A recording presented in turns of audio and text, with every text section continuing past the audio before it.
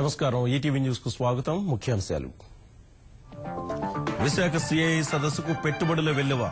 నేడు మరిన్ని అగ్ర సంస్థల అధినేతల రాక. 5 లక్షల కోట్ల విలువైన ఒప్పందాలు కుదిరే అవకాశం.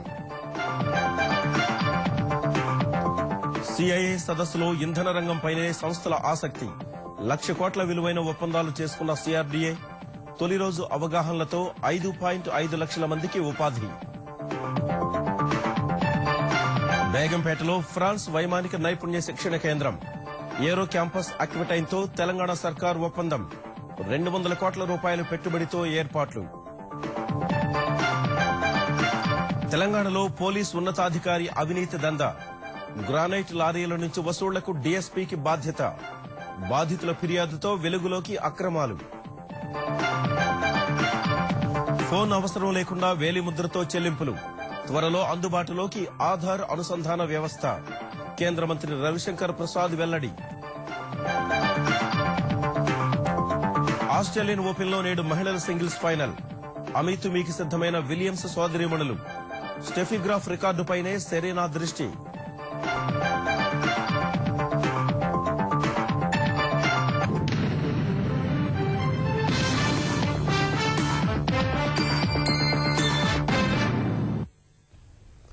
విశాఖలో జరుగుతున్న సిఐఐ భాగస్వామ్య సదస్సుకు పెట్టుబడులు వెల్లువెత్తుతున్నాయి. తొలి రోజే రికార్డు స్థాయిలో 4,25,000 కోట్ల రూపాయల పెట్టుబడికి సంబంధించిన అవగాహన ఒప్పందాలు ఖరారయ్యాయి. ఇంధన, సహజవాయు వెలికితీత రంగాల్లో భారీ పెట్టుబడులొచ్చాయి. రాజధాని అమరావతిలోనూ తొలి రోజు 1 లక్ష కోట్ల పెట్టుబడులు పెట్టేందుకు సిఆర్డీఏ అవగాహన ఒప్పందాలను కుదుర్చుకుంది. కిందటి భాగస్వామ్య సదస్సులో 2 రోజులకు ఖరారైన మొత్తం ఈసారి తొలి రోజుకే వచ్చేసింది. నేడు మరో 5,83,000 కోట్ల రూపాయల పెట్టుబడులకు అంగీకారాలు కుదిరే అవకాశముందని ప్రభుత్వ వర్గాలు అంచనా వేస్తున్నాయి. వాణిజ్య అనుకూల రాష్ట్రాల్లో దేశంలోనే అగ్రస్థానం సాధించిన ఆంధ్రప్రదేశ్ పెట్టుబడుల ఆకర్షణలోనూ దూసుకుపోతోంది. విశాఖలో జరుగుతున్న సిఐఐ భాగస్వామ్య సదస్సులో వరుసగా 2వ ఏడాది పెట్టుబడుల వెల్లువ కొనసాగుతోంది. 2 రోజుల సదస్సులో తొలి రోజే 4.25 లక్షల కోట్ల రూపాయల విలువైన 128 అవగాహన ఒప్పందాలు కుదిరాయి. ఇంధన రంగంలో అత్యధికంగా 1,67,000 కోట్ల రూపాయల విలువైన ఒప్పందాలు జరిగాయి. పునరుత్పాదక ఇంధన రంగంలో 93,000 కోట్ల విలువైన ఒప్పందాలు జరగ్గా విద్యుత్ రంగంలో 74,000 కోట్ల ఒప్పందాలు ఖరారయ్యాయి. ఎక్కువగా పవన విద్యుత్తు, సౌర పవన విద్యుత్ కేంద్రాల ఏర్పాటుకు దరఖాస్తులొచ్చాయి. 17,500 కోట్లతో పవన విద్యుత్ కేంద్రం ఏర్పాటుకు గమేషా సంస్థతో ఒప్పందం జరిగింది. అలాంటివే దాదాపు 27 ఒప్పందాలు కుదిరాయి. విద్యుత్ కేంద్రాల ఆధునికీకరణకు 60,000 కోట్లు కేటాయించడానికి గ్రామీణ విద్యుదీకరణ కార్పొరేషన్ ముందుకొచ్చింది. ఏపీ జెన్కో 14,000 కోట్లతో super critical thermal power plant నిర్మించనుంది. ఈ ఒప్పందాల ద్వారా ఇంధన రంగంలో 47,000 మందికి ఉపాధి దక్కనుంది. చమురు, సహజవాయు నిక్షేపాల వెలికితీతలో భారీగా ఒప్పందాలు కుదిరాయి. ONGC onshore and offshore 78,000 crores, totally 1,28,000 crores, and also 20,000 crores they are spending in Visakhapatnam expansion program also. That means totally 168 crores they are spending in Andhra Pradesh. I really appreciate all Navaratna companies, especially HPCL, ONGC, all these people. There is no doubt about their investment. They are having a lot of money. There is no problem at all. Lot of profits also.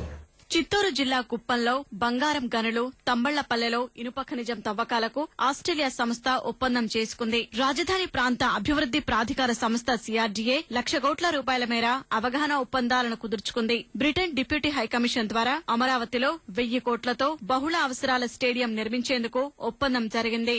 ఇద్దరు major developers వచ్చారు power sector లో. ఎందుకంటే మనకి అమరావతిలో మొత్తం under ground power system ఉంటుంది. So దానికి సంబంధించి టోరెంట్ సిస్టమ్స్, తర్వాత టాటా పవర్ వాళ్ళు ఎంఓఐ చేసుకోవడానికి ముందుకు రావడం జరిగింది. దట్స్ అ బిగ్ ఇన్వెస్ట్మెంట్ ఉంది. అలాగే పవర్ గ్రిడ్ కార్పొరేషన్ వాళ్ళు కూడా they come forward to sign and MoU with the CRDA. రైతులకు ఇచ్చే ల్యాండ్స్ లో కూడా మేము వాళ్ళతోటి జాయిన్ అయ్యి మేము వాంట్ టు డెవలప్ అని చెప్పేసి కొంతమంది డెవలపర్స్ రావడం జరిగింది. అలాగే సిఆర్డీఏ దగ్గర ఉన్నటువంటి ల్యాండ్ తో కూడా మేము జాబ్స్ క్రియేట్ చేయడానికి, ముఖ్యంగా ఐటీ పార్క్స్, బిజినెస్ పార్క్స్, ఎస్సీజెడ్స్ క్రియేట్ చేయడానికి దే హావ్ షోన్ ఇంట్రెస్ట్. అలాగే ఒక 5-6 companies have come today. We're expecting few more companies. ఇది ఎంఓఏ అయిన తర్వాత then through a process of this thing will finalize there. IT రంగంలో 5,000 కోట్ల విలువైన 68 ఒప్పందాలు జరిగాయి. వాటి ద్వారా 50,000 మందికి ఉపాధి కలుగుతుందని ఆ శాఖ మంత్రి పల్లె రఘునాథ్ రెడ్డి తెలిపారు. శుక్రవారం జరిగిన మొత్తం ఒప్పందాల వల్ల 5.5 లక్షల మందికి ఉపాధి కలుగుతుందని ప్రభుత్వ వర్గాలు తెలిపాయి. ఇవాళ ముఖేష్ అంబానీతో పాటు అదానీ, రుయా గ్రూప్ నుంచి దిగ్గజ పారిశ్రామికవేత్తలు సదస్సుకు హాజరయ్యే అవకాశముంది. నవ్యాంధ్రను పెట్టుబడులకు గమ్యస్థానంగా మలిచేందుకు అలుపెరుగని కృషి చేస్తున్న ముఖ్యమంత్రి చంద్రబాబు సిఐఐ భాగస్వామ్య సదస్సుకు హాజరైన పారిశ్రామిక దిగ్గజాలు, కేంద్ర మంత్రులతో ప్రత్యేకంగా సమావేశమయ్యారు. ఆంధ్రప్రదేశ్లో పెట్టుబడులకు ఒప్పందాలు కుదుర్చుకునే విషయమై వారితో విస్తృత చర్చలు జరిపారు. భారత పరిశ్రమల సమాఖ్య సిఐఐ, ఆంధ్రప్రదేశ్ సర్కార్ విశాఖలో నిర్వహిస్తున్న భాగస్వామ్య సదస్సుకు హాజరైన Aditya Birla group chairman Kumaramangalam Birla, Bharat Forge CMD Baba Kalyani, Suzlon energy chairman Tulsi Tanti, rural electrification corporation CMD PV Ramesh, Kirloskar system CMD Vikram కిర్లోస్కర్లతో సీఎం చంద్రబాబు చర్చలు జరిపారు. నవ్యాంధ్రలో పెట్టుబడులను పెట్టే అంశంతో పాటు వనరులను వినియోగించుకునేందుకున్న అవకాశాలను వారికి స్వయంగా వివరించారు. ప్రత్యేకించి ఎస్ఎల్ గ్రూప్ చైర్మన్ సుభాష్ చంద్ర, ఇండో ఫ్రెంచ్ బృందం ముఖ్యమంత్రితో సమావేశమై అవగాహన ఒప్పందాలపై చర్చలు జరిపింది. ఆంధ్రప్రదేశ్ లో 7,000 కోట్ల రూపాయలతో విస్తరణకు ప్రణాళిక రచించినట్లు ఆదిత్య బిర్లా గ్రూప్ చైర్మన్ కుమారమంగళం బిర్లా చంద్రబాబుకు తెలిపారు. నెల్లూరు, అనంతపురం జిల్లాలో పారిశ్రామిక పరికరాలు, ఏరోస్పేస్, రక్షణ పరికరాల తయారీపై 3,000 కోట్ల వరకు పెట్టుబడులు పెడుతున్నామని, త్వరలోనే పరిశ్రమ నిర్మాణాన్ని ప్రారంభిస్తామని భారత్ ఫోర్జ్ సీఎండీ బాబా కళ్యాణి స్పష్టం చేశారు. మరోవైపు ఎస్ఎల్ గ్రూప్ చైర్మన్ సుభాష్ చంద్ర కూడా చంద్రబాబుతో సమావేశమయ్యారు. గత భాగస్వామ్య సదస్సులో కుదుర్చుకున్న 13,000 కోట్ల రూపాయల ఒప్పందాలు తదితర అంశాలపై చర్చించారు. మరోవైపు సదస్సులో పాల్గొనేందుకు వచ్చిన కేంద్ర మంత్రులతోనూ ముఖ్యమంత్రి చంద్రబాబు ప్రత్యేకంగా భేటీ అయ్యారు. రైల్వే మంత్రి సురేష్ ప్రభు, పెట్రోలియం శాఖ మంత్రి ధర్మేంద్ర ప్రధాన్లతో వివిధ అంశాలపై చర్చించారు. ఉక్రెయిన్ ఉప ప్రధానమంత్రి తబన్ కుమయు, ఉక్రెయిన్ రాయబారి ఇగోర్ పలికాతోనూ చంద్రబాబు సమావేశమయ్యారు. హైదరాబాద్ లో ప్రపంచ స్థాయి వైమానిక శిక్షణ సంస్థ ఏర్పాటుకు ఫ్రెంచ్ వైమానిక సంస్థతో తెలంగాణ ప్రభుత్వం ఒప్పందం చేసుకుంది. ఔత్సాహిక యువతకు శిక్షణనిచ్చి నిపుణులుగా తీర్చిదిద్దడంతో పాటు వైమానిక రంగానికి అవసరమైన సర్టిఫికెట్లను కూడా అందించడం ఈ ఒప్పందంలో భాగం.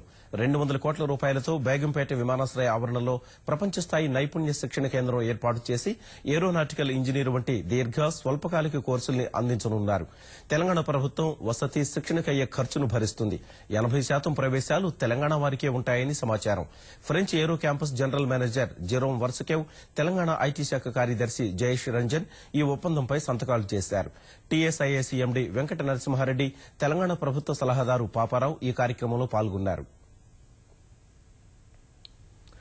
తెలంగాణకు చెందిన ఒక పోలీసు ఉన్నతాధికారి అక్రమ సంపాదనపై కన్నేశాడు. గ్రానైట్ వ్యాపారుల లారీలే లక్ష్యంగా అక్రమ వసూళ్లకు తెరతీశాడు. పరిమితికి మించిన లోడుతో తీసుకువెళ్తున్న లారీ యజమానులు నెలవారీ మామూళ్లు ఇవ్వాలని బెదిరింపులకు దిగాడు. వసూళ్ల కోసం ఏకంగా డీఎస్పీ స్థాయి అధికారిని మధ్యవర్తిగా నియమించాడు.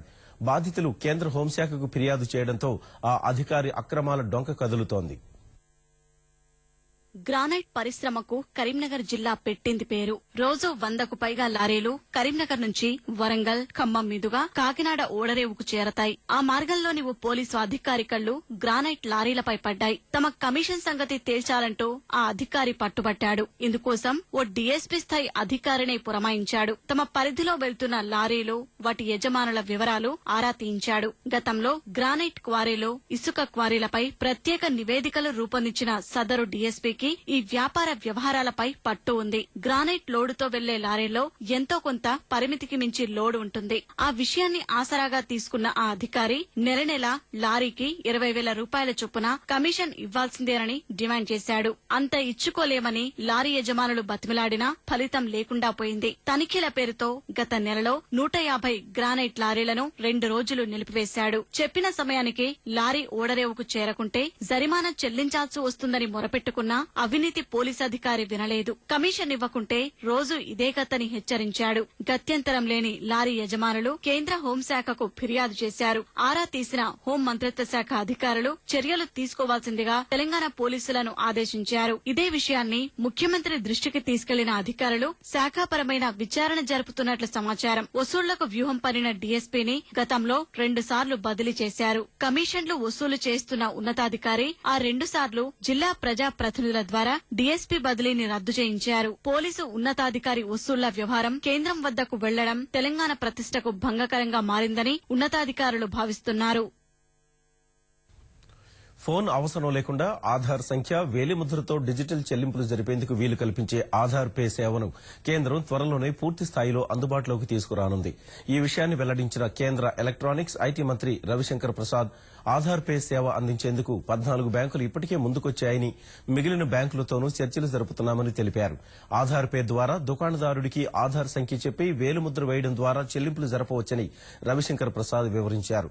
డిజిటల్ లావాదేవీల కోసం కేంద్రం ఇటీవల తీసుకొచ్చిన భీమ్ యాప్ను గురువారమే ఆధార్ ఆధారిత చెల్లింపుల వ్యవస్థతో అనుసంధానించినట్లు మంత్రి వెల్లడించారు.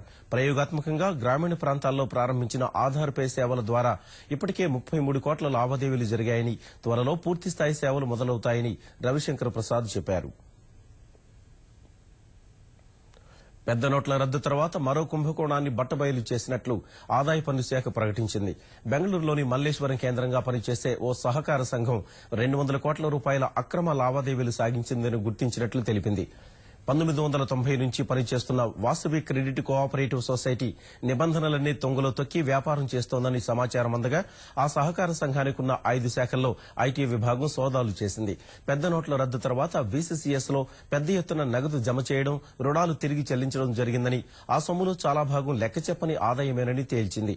ఖాతాదారుల నుంచి పాన్ తీసుకోకుండా, టీడీఎస్ వసూలు చేయకుండా ఇష్టారాజ్యంగా డిపాజిట్లు సేకరించిన వీసీసీఎస్ మొత్తం 30,000 మంది సభ్యుల నుంచి 200 కోట్ల రూపాయలు సేకరించినట్లు లెక్కలు చూపిందని ఐటీ శాఖ వెల్లడించింది. ఇదంతా నల్లధనమేనన్న అనుమానంతో దర్యాప్తు చేస్తూ ఆర్బీఐ, ఈడీ, సీబీఐ సహా కర్ణాటక ప్రభుత్వానికి సమాచారం ఇచ్చినట్లు ఐటీ శాఖ తెలిపింది. ప్రతిష్టాత్మక జీఎస్ఎల్వీ మార్క్ 3 ప్రయోగాన్ని ఈ ఏడాది తొలి త్రైమాసికంలో చేపట్టే దిశగా భారత అంతరిక్ష పరిశోధన సంస్థ ఇస్రో కీలక పురోగతి సాధించింది. జీఎస్ఎల్వీ మార్క్ 3 రాకెట్ కోసం దేశీయంగా రూపొందించిన క్రయోజెనిక్ ఇంజిన్ ను విజయవంతంగా పరీక్షించింది.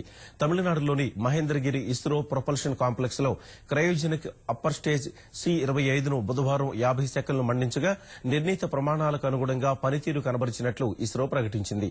మార్క్ 3 ప్రయోగానికి ముందు క్రయోజెనిక్ ఇంజిన్ ను 2 సార్లు పరీక్షించాల్సి ఉండగా త్వరలో C-25ను 640 సెకన్ల పాటు మండించి పనితీరు పరిశీలించనున్నట్లు పేర్కొంది.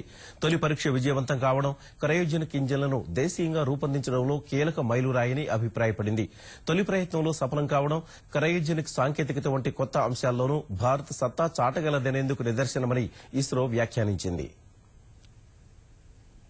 జపాన్ కు చెందిన ప్రముఖ ఆర్కిటెక్ట్ సంస్థ మాకి అసోసియేట్స్ కు రాజధాని ప్రాంత అభివృద్ది ప్రాధికార సంస్థ సిఆర్డీఏ లీగల్ నోటీసులు జారీ చేయాలని నిర్ణయించింది. ప్రభుత్వ భవనాల సముదాయానికి రూపొందించిన డిజైన్లను తిరస్కరించడాన్ని నిరసిస్తూ కౌన్సిల్ ఆఫ్ ఆర్కిటెక్చర్ లో సిఆర్డీఏపై మాకి అసోసియేట్ ఫిర్యాదు చేసింది. సంప్రదింపుల ఖర్చు పేరిట 2 కోట్లు చెల్లించకపోవడం సహా డిజైన్లు తీసుకున్నందుకు కౌన్సిల్ ఆఫ్ ఆర్కిటెక్చర్ కు మాకి సంస్థ ఫిర్యాదు చేసింది. ఈ ఫిర్యాదుతో ఉలిక్కిపడిన సిఆర్డీఏ అధికారులు లీగల్ నోటీసులు ఇవ్వాలని నిర్ణయించారు. మాస్టర్ ఆర్కిటెక్ట్ గా బాధ్యతలు చేపట్టిన మాకి సంస్థ పూర్తిస్థాయి నమూనాల్ని రూపొందించేందుకు 90 కోట్ల రూపాయల్ని డిమాండ్ చేసింది. 87 కోట్లు మాత్రమే చెల్లిస్తామన్న సిఆర్డీఏ ప్రతిపాదనను మాకి అంగీకరించకపోవడంతో బ్రిటన్ కు చెందిన నార్మన్ ఫాస్టర్ కు నమూనాల రూపకల్పన బాధ్యతలను అప్పగించారు. ఈ నేపథ్యంలో మాకి సంస్థ కౌన్సిల్ ఆఫ్ ఆర్కిటెక్చర్ లో ఫిర్యాదు చేయగా 2-3 రోజుల్లోనే లీగల్ నోటీసులు జారీ చేయాలని సిఆర్డీఏ భావిస్తోంది. సహకార సంఘాల నిర్వహణ, రైతులకు సేవలందించే విషయంలో ఏ స్థాయి అధికారి తప్పు చేసినా ఉపేక్షించేది లేదని తెలంగాణ వ్యవసాయ సహకార శాఖ మంత్రి పోచారం శ్రీనివాసరెడ్డి హెచ్చరించారు. హైదరాబాద్ యాబిడ్స్ లో తెలంగాణ రాష్ట సహకార బ్యాంక్ టెస్కాబ్ కార్యాలయంలో రాష్ట స్థాయి సమీక్షా సమావేశానికి హాజరైన ఆయన క్షేత్రస్థాయిలో సహకార సంఘాల నిర్వహణ, అధికారులు, సిబ్బంది పనితీరు ఆశాజనకంగా లేదని అసంతృప్తి వ్యక్తం చేశారు. సహకార సంస్థలు రెండింటిని కోఆర్డినేషన్ చేసి రైతాంగంకు అందించాల్సినటువంటి సేవలలో ఎక్కడ కూడా ఇబ్బంది జరగకుండా యాక్టివిటీస్ ని పెంచుకోవటానికి, రైతాంగానికి అనుకూలంగా కార్యక్రమాలు జరుపుకోవటానికి ఈ సమావేశం ముఖ్య ఉద్దేశం. ఎందుకంటే రాను గౌరవ ముఖ్యమంత్రి గారు తీసుకున్నటువంటి మంచి నిర్ణయాల వల్ల కరెంటు ఉత్పత్తి గాని, సాగునీటి పరిస్థితి గాని మెరుగుపడబోతుంది. సాగు విస్తీర్ణం కూడా గణనీయంగా పెరగబోతుంది. ఎప్పుడైతే సాగు విస్తీర్ణం గణనీయంగా పెరిగిపోతుందో దానికి సంబంధించినటువంటి సదుపాయాలు కూడా మా వ్యవసాయ శాఖ, సహకార శాఖ రెండు కలిపి చేయాల్సిన అవసరం ఉంటుంది. స్మార్ట్ సిటీగా ఎదుగుతున్న విశాఖలో పుస్తక మహోత్సవం నిర్వహించడం సంతోషంగా ఉందని మానవ వనరుల శాఖ మంత్రి గంటా శ్రీనివాసరావు అన్నారు. ఆంధ్ర విశ్వవిద్యాలయం ఇంజనీరింగ్ కళాశాల మైదానంలో నవ్యాంధ్ర పుస్తక సంబరాలు పేరిట నిర్వహిస్తున్న పుస్తక మహోత్సవానికి మంత్రి హాజరయ్యారు. ఆంధ్రప్రదేశ్ భాషా సాంస్కృతిక శాఖ, Vijayawada book festival society, NTR trust సంయుక్త ఆధ్వర్యంలో ఈ ఉత్సవం నిర్వహిస్తున్నారు. బుక్ స్టాల్స్, బుక్స్ కొనుక్కోవడమే కాకుండా ప్రతిరోజు కూడా ఈ ఇంటలెక్చువల్ డిబేటు, తర్వాత ఇట్ల మీద మీటు ఇవన్నీ కూడా అవుతా ఉన్నాయి. రేపు 31st వాక్ ఫర్ బుక్స్ అని ఒక కార్యక్రమం కూడా మనం చేపడతా ఉన్నాం. దాంట్లో కూడా అందరూ పార్టిసిపేట్ చేయాలని చెప్పని మనస్ఫూర్తిగా కోరుకుంటూ, ఇందులో పార్టిసిపేట్ చేస్తున్న అందరూ కూడా పేరు పేరున ధన్యవాదాలు తెలియజేసుకుంటూ, విద్యాశాఖ తరఫున కూడా ఈ బుక్ ఫెస్టివల్ సంబంధించి అవసరం వస్తే ఒక రోజు హాలిడే చేయని సరే మొత్తం 3 జిల్లాల డిఈఓలకి వాళ్ళకు కూడా మేము ఇన్స్ట్రక్షన్స్ ఇస్తా ఉన్నాం. 500 ఆహార పదార్థాల్లోని పోషక విలువల వివరాలతో జాతీయ పోషకాహార సంస్థ ఎన్ఐఎన్ తొలిసారిగా విశ్లేషణాత్మక పుస్తకాన్ని విడుదల చేసింది. ఇండియన్ ఫుడ్ కాంపోజిషన్ టేబుల్ ఐఎఫ్సిటీ పేరిట రూపొందించిన పుస్తకాన్ని ఎన్ఐఎన్ జాతీయ సంచాలకులు టి లోంగ్వా హైదరాబాద్ లో విడుదల చేశారు. ప్రపంచంలోనే అత్యుత్తమ పోషకాహార పుస్తకంగా ఐఎఫ్సిటీ నిలుస్తుందని అభిప్రాయపడ్డారు. మధ్యాహ్న భోజనం, అంగన్వాడీ వంటి ప్రభుత్వ సంక్షేమ పథకాల రూపకల్పన సహా ఫుడ్ ప్రాసెసింగ్ పరిశ్రమకు, ఫుడ్ లేబులింగ్ కు ఈ పుస్తకం ఎంతో ఉపయోగపడుతుందని జాతీయ పోషకాహార సంస్థ సీనియర్ శాస్త్రవేత్త ఉదయ్ కుమార్ తెలిపారు. వేర్వేరు ఆహార పదార్థాల్లో పోషక విలువల వివరాలు అందరికీ అందుబాటులో ఉండేలా త్వరలో మొబైల్ అప్లికేషన్ తీసుకొస్తానని ఆయన వెల్లడించారు. ఆ టీం 5 ఏళ్ల పాటు కృషి చేసి తీసుకొచ్చిన ఈ పుస్తకం ఒకానొక విధంగా పాలసీ మ్యాటర్స్ డిసైడ్ చేసేటప్పుడు అప్పుడు ఉపయోగపడుతుంది. ఆహార పదార్థాల్లో ఎంతెంత షుగర్స్ గానీ, లేకపోతే ఫ్యాట్స్ గానీ, కొవ్వు పదార్థాలు గానీ, లేకపోతే గ్లూకోజ్ ఇచ్చే పదార్థాలు గానీ, ఒక ట్రేస్ ఎలిమెంట్స్ గానీ, మినరల్స్ లైక్ కాల్షియం, ఐరన్, ఇవన్నీ ఎన్నెన్ని ఉన్నాయి, ఇవన్నీ విస్తీర్ణంగా వీటిలో వివరించబడ్డాయి. కర్నూలు జిల్లాకు చెందిన ఓ వివాహితపై 3 వ్యక్తులు అత్యాచారం చేసిన ఘటన ఆలస్యంగా వెలుగు చూసింది. కర్నూలు జిల్లా సంతలపాడుకు చెందిన తనపై అదే గ్రామానికి చెందిన శ్రీను, కృష్ణ, శివ అనే 3 వ్యక్తులు గత ఏడాది డిసెంబర్ 13న అత్యాచారం చేశారని హైదరాబాద్లోని మానవ హక్కుల సంఘానికి ఫిర్యాదు చేసింది. పొలం వద్ద ఒంటరిగా ఉన్న సమయంలో అఘాయిత్యానికి పాల్పడినట్లు ఫిర్యాదులో పేర్కొంది. ఈ విషయం బయటికి చెబితే భర్త తన కొడుకును చంపేస్తామని బెదిరించినట్లు బాధితురాలు వాపోయింది. ఈ ఘటన జరిగిన కొద్ది రోజులకు తన భర్త ఇంట్లో లేని సమయంలో మరోసారి అత్యాచారానికి పాల్పడ్డారని తెలిపింది. ఊరు విడిచి వెళ్లాలని వారు భయపెట్టడం వల్ల నెల రోజుల నుంచి హైదరాబాద్ లోనే ఉంటున్నామని, స్థానిక పోలీసులకు ఫిర్యాదు చేసే ధైర్యం లేక హెచ్ఆర్సీని ఆశ్రయించినట్లు ఆవేదన వ్యక్తం చేసింది. నాటో కాలం చెల్లిన కూటమని ఎన్నికల ప్రచారంలో వ్యాఖ్యానించిన అమెరికా అధ్యక్షుడు డొనాల్డ్ ట్రంప్ ఆ అంశంపై వైఖరి మార్చుకున్నట్టు కనిపిస్తోంది. అట్లాంటిక్ దేశాల సైనిక కూటమికి తాను 100% మద్దతిస్తానని బ్రిటన్ ప్రధాని థెరెసా మేకు ఆయన స్పష్టం చేశారు. అధ్యక్షుడిగా ట్రంప్ బాధ్యతలు స్వీకరించాక అమెరికా వచ్చిన తొలి దేశాధినేత అయిన థెరెసాను శ్వేతసౌధంలోకి ఆహ్వానించిన ఆయన వేర్వేరు అంశాలపై చర్చలు జరిపారు. బ్రెగ్జిట్ ఓటు నేపథ్యంలో వాణిజ్యం వంటి రంగాల్లో అమెరికా, బ్రిటన్ మధ్య సహకారం పెంపుపై సమాలోచన జరిపారు. బ్రెగ్జిట్ తో బ్రిటన్ కు ఎంతో మేలు జరుగుతుందని, ఆ దేశానికి సొంత గుర్తింపు వస్తుందని ట్రంప్ అభిప్రాయపడ్డారు. రష్యాపై ఆంక్షల్ని ఎత్తివేస్తారన్న ఊహాగానాలను తోసిపుచ్చిన ఆయన అన్ని దేశాలతో సత్సంబంధాలు నెరపాలని కోరుకుంటున్నట్లు చెప్పారు. అమెరికా, మెక్సికో సరిహద్దు వెంట గోడ నిర్మాణానికి అయ్యే ఖర్చును ఎవరు భరించాలనే అంశంపై వివాదాన్ని దౌత్యపరమైన చర్చల ద్వారా పరిష్కరించుకోవాలని 2 దేశాలు నిర్ణయించాయి. వివాదాస్పద గోడ అంశంపై ఇక బహిరంగ ప్రకటనలు చేయరాదని అమెరికా అధ్యక్షుడు డొనాల్డ్ ట్రంప్, మెక్సికో అధ్యక్షుడు ఎన్రిక్ పెనా నీటో అంగీకరించారు. 3200 కిలోమీటర్ల పొడవు ఉండే సరిహద్దు వెంట భారీ గోడ నిర్మాణ ప్రాజెక్టుకు అమెరికా అధ్యక్షుడు పచ్చజెండా ఊపిన వెంటనే 2 దేశాల మధ్య దౌత్యపరమైన సంక్షోభం తలెత్తింది. ఈ పరిస్థితిలో ట్రంప్, ఎన్రిక్ గంట పాటు ఫోన్లో చర్చలు జరిపారు. వీరి మధ్య చర్చలు నిర్మాణాత్మకంగా, ఫలప్రదంగా జరిగాయన్న మెక్సికో ప్రభుత్వం గోడ అంశంపై భేదాభిప్రాయాల్ని చర్చల ద్వారానే పరిష్కరించుకుంటామని తెలిపింది. కాసేపటికే మీడియాతో మాట్లాడిన ట్రంప్ గోడ నిర్మాణ ఖర్చును మెక్సికోనే భరించాలన్న తన వాదనలో ఎలాంటి మార్పు లేదని తేల్చి చెప్పారు. కృష్ణ జింకల వేట కేసులో తనను అన్యాయంగా ఇరికించారని బాలీవుడ్ నటుడు సల్మాన్ ఖాన్ జోధ్పూర్ న్యాయస్థానానికి వాంగ్మూలం ఇచ్చారు. 18 ఏళ్ల క్రితం జరిగిన ఈ ఘటనలో తన ప్రమేయం లేదని, ఎలాంటి తప్పు చేయలేదని కోర్టుకు విన్నవించారు. సల్మాన్ పై 65 ప్రశ్నల్ని మ్యాజిస్ట్రేట్ సంధించగా భద్రతా కారణాల రీత్యా చిత్రం షూటింగ్ అనంతరం తాను హోటల్ గదికే పరిమితమైనట్టు సల్మాన్ వివరించారు. తన నిర్దోషిత్వాన్ని నిరూపించుకునేందుకు తదుపరి విచారణలో ఆధారాలు పొందుపరుస్తానని కోర్టుకు తెలిపారు. సల్మాన్ వాంగ్మూలాన్ని నమోదు చేసిన అనంతరం ఇతర నిందితులైన సైఫ్ అలీ ఖాన్, టబు, సోనాలి బింద్రేను 61 ప్రశ్నల్ని అడిగినట్టు వారి తరఫు న్యాయవాది తెలిపారు. 1998లో హమ్ సాత్ సాత్ హై చిత్రం షూటింగ్ సమయంలో 2 కృష్ణ జింకలను వేటాడి చంపినట్టు సల్మాన్, సైఫ్, టబు, సోనాలి బింద్రేపై అభియోగాలున్నాయి. చైనాలో నూతన సంవత్సర వేడుకలు అంబరాన్నంటాయి. చాంద్రమానం ప్రకారం కోడి పుంజినామ సంవత్సరానికి చైనా ప్రజలు సంప్రదాయబద్దంగా గంట కొట్టి స్వాగతం పలికారు. బుద్ధుడికి ప్రత్యేక ప్రార్థనలు చేశారు. వారం రోజుల వేడుక కోసం స్వస్థలాలకు తిరిగి వచ్చిన ప్రజలు బంధుమిత్రులతో ఉత్సాహంగా గడుపుతున్నారు. హువాంగ్షాన్లో విభిన్న ఆకృతుల్లో, రంగుల్లో కొలువు తీరిన 2400 లాంతర్లు కొత్త ఏడాదికి మరింత శోభనద్దాయి. చవోయాంగ్, నాన్చోంగ్ సహా మరికొన్ని ప్రధాన నగరాల్లో దీపాల ప్రదర్శనలు కనువిందు చేశాయి.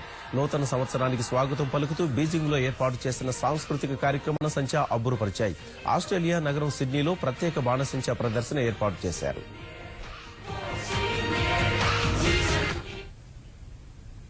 ఈటీవీ న్యూస్ సమాప్తం. నమస్కారం.